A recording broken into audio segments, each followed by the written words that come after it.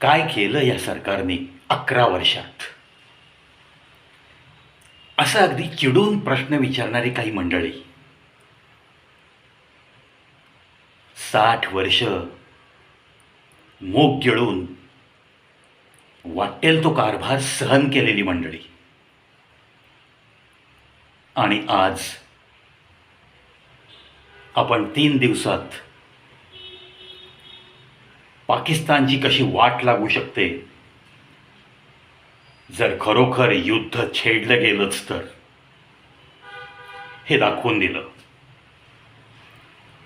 72 तासात त्यांची air defence system पूर्णपणे निकामी करता आली. Credit goes to our DRDO. त्यांनी आपल्या भारताच्या दिशेने सोडलेली क्षेपणास्त्र, ड्रोन्स, अक्षरशः शेकड्यांनी सोडलेले ड्रोन्स नष्ट करता आले. हवेतल्या हवेत त्यांना भारताकडे वळू न देता नष्ट करण्यात आले. जी काही क्षेपणास्त्र दिल्लीकडे त्यांनी सोडली होती ती पंजाब हरियाणामध्ये हवेमध्येच त्यांना उडवून नष्ट करता आलं. S-400 system of our Indian air defence. काय केलं सरकारने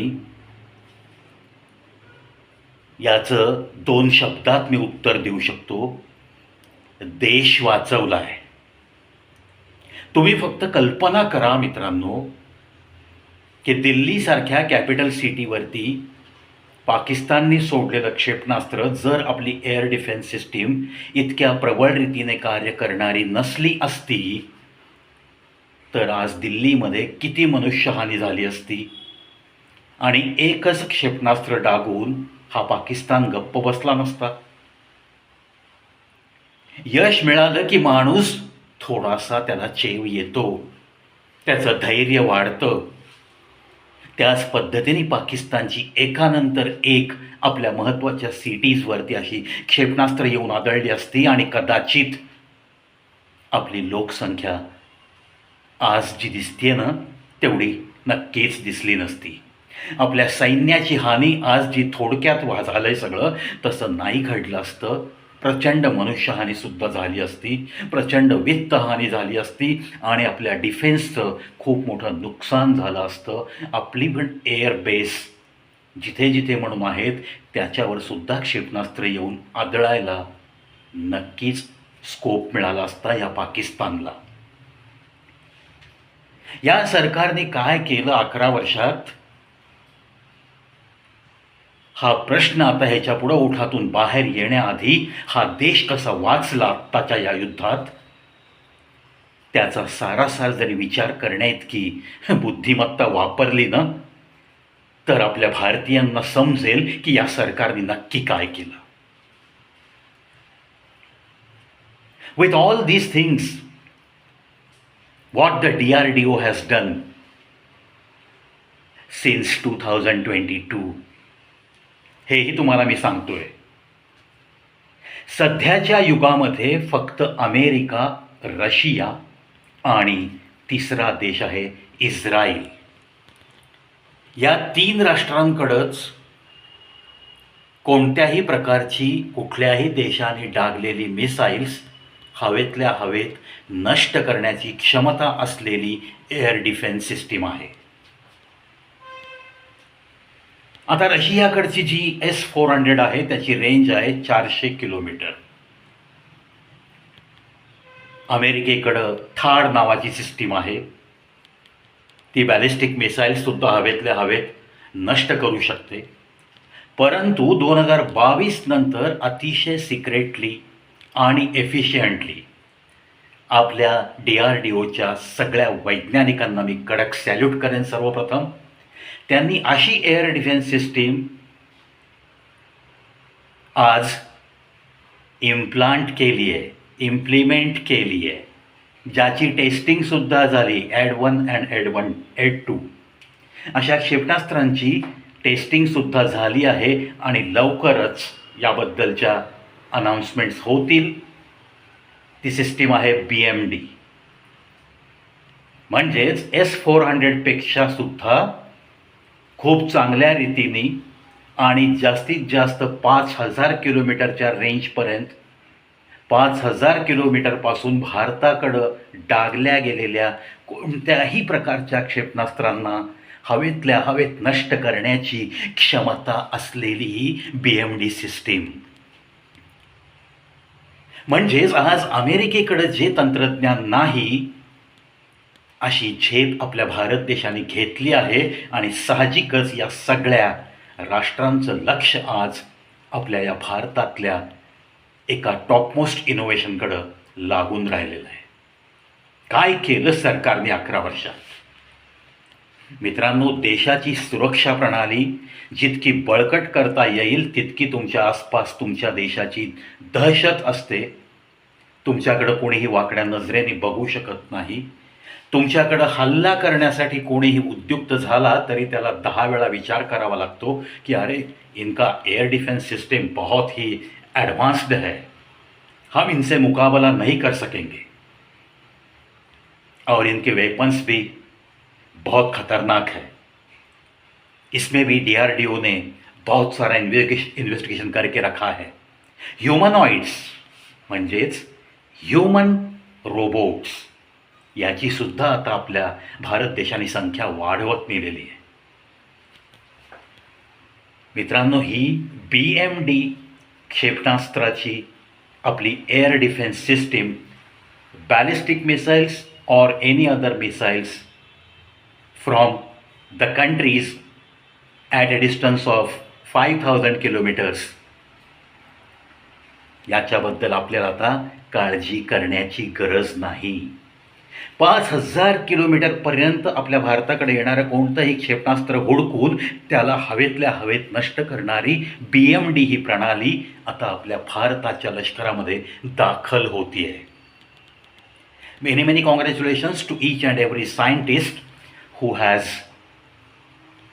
taken part in the development of such type of missiles, such type of air defense system, namely BMD. ज्या सिस्टीमचा आता धसका अमेरिका आणि रशियाने सुद्धा घेतला आहे आणि अर्थातच ही प्रगती बघून आपल्याकडं आफ्रिकन देश आणि इतर देशांनी सुद्धा आपल्या इंडियन आर्मीकडनं अशी काही क्षेपणास्त्र विकत घेण्याची इच्छा प्रदर्शित केली आहे. म्हणजे जो देश एकेकाळी गरिबीमध्ये खितपत पडलेला देश म्हणून प्रसिद्ध होता, गुलामांचा देश म्हणून ज्याच्यावर शिक्कामोर्तब झालं होतं, त्या देशाची ही भरारी तुम्हाला अभिमानास्पद वाटत नाही आहे का? 11 वर्षामध्ये भलेही तुम्हाला काही डाळींचे भाव वाढले, पेट्रोलचे भाव वाढले, काही जीवनावश्यक वस्तूंचे भाव वाढले, असं तुमच्या मनाला खटकत असेल, तुम्हाला कोणीतरी भयकवत असेल, नको तो उथळ पाण्याला खळखळाट असणारी माणसं काहीतरी बडबड करून तुमची मनं भांडावून सोडत असतील, तर हा एकच विचार करा, जर आपल्याकडं अशी सुरक्षा प्रणाली आणि इतकं मोठं धारिष्ट्य करण्यासारखं आपल्याकडं जर वेपन सिस्टीम आपल्या DRDOनी जर ही विकसित केलेली नसती तर आपल्याला आत्ताच्या युद्धात खूप मोठं नुकसान सहन करावं लागलं असतं. याची कल्पनाच तुम्ही फक्त करून बघा, त्यानंतर मग तुम्हाला आपल्या या तिरंग्याचा अभिमान वाटेल, आपल्या DRDOबद्दल तुम्हाला सुद्धा एक अभिमान वाटेल, आपल्या या सरकारच्या नीतिमत्तेबद्दल तुम्हाला अभिमान वाटेल. काही कामं मित्रांनो सिक्रेटली चालू असतात जी देशाच्या हिताची असतात, परंतु या गोष्टी इतक्या सिक्रेटली चालू असतात की त्या चव्हाट्यावर आणता येत नसतात.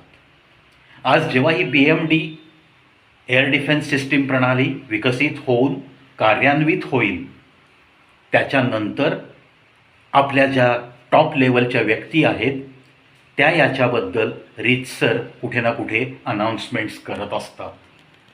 त्याचा हेतू एकच असतो की आंतरराष्ट्रीय व्यापारामध्ये आपल्या देशाकडून ही शस्त्रसामुग्री खरेदी इतर छोट्या राष्ट्रांनी करावी, हा एक हेतू असतो आणि नॅचरली गंगाजळी आपली फॉरेन करन्सीची वाढत जाते आणि आपल्या देशाला एका वेगळ्या प्रकारची सुबत्ता मिळत राहते. म्हणजे जी टेक्नॉलॉजी आपण आयात करण्यामध्ये 50-55 वर्ष घालवली, आज आपण टेक्नॉलॉजी इतर देशांना विकतोय. ही फार मोठी प्रगती वाटत नाही आहे का?